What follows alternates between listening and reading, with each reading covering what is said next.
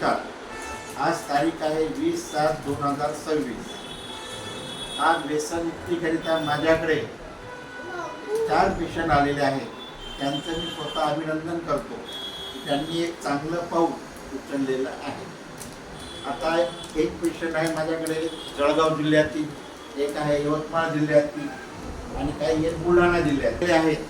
हे चारही लोकांना जे माझे पेशंट चांगले झालेले आहेत त्यांनी यांना सल्ला दिला की वाशिम येथे दारू सुटू शकते. त्यांची प्रेरणा घेऊन आणि त्यांच्या सल्ल्यानुसार ते माझ्याकडे दारू सोडण्यासाठी आलेले आहेत. आता त्यांच्या तोंडातून आपण ऐकू त्यांनी काय काय प्रतिक्रिया देते त्यांच्याकडून ऐकू. सांगा मला कुणी पाठवलं इथं? तो चांगला झाला पेशंट आपला. बरं काही दारूमुळे काय काय नुकसान होतं असं तुम्हाला वाटतंय? सांगा थोडक्यात. दारू पिल्यानं काय काय नुकसान होते असं थोडक्यात विश्लेषण करा. बरोबर.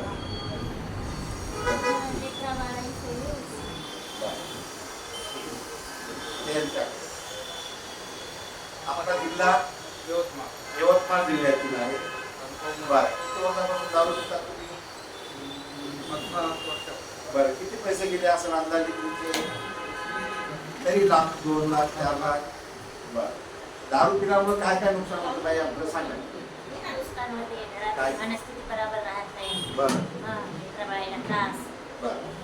आता मी म्हणलं तसं तुम्ही औषध देणार. बरं इथं कोणा पाठवलं तुम्हाला?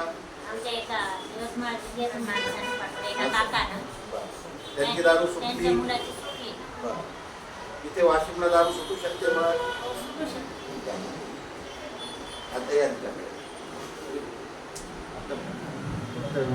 बरं फर्स्ट टाइम औषध घेसाल बरोबर. काय काय नुकसान होतं दारूचं ते सांगा आम्हाला. दारूमुळे नुकसान होते, घरामध्ये डिस्टर्ब होते सगळेजण. बरोबर. अजून आणि त्याच्यामुळे चिडचिड होते घरातल्या लोकांची. बरोबर. मानसिकता खराब होते. बरं दारू सुटल्यानंतर काय फायदे होतील? सगळेजण फ्रेश राहतात, चांगले राहतात. बरोबर. अजून आर्थिक परिस्थिती चांगली होईल. चांगली होते. आलं? नावही मोठं होते. नावही मोठं होतं. तुमचा संसारही चांगला होतो.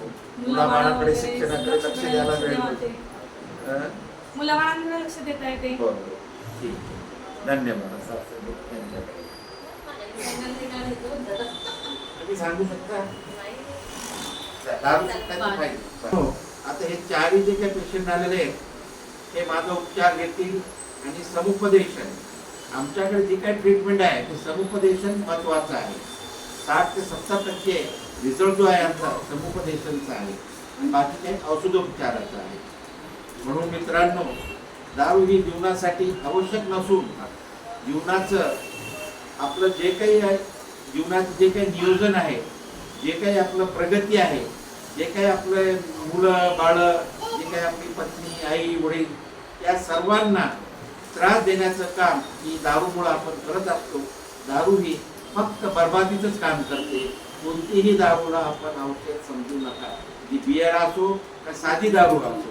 बऱ्याच लोकांचा गैरसमज आहे की बियर म्हणजे औषध आहे, ते घातांत खोटं आहे.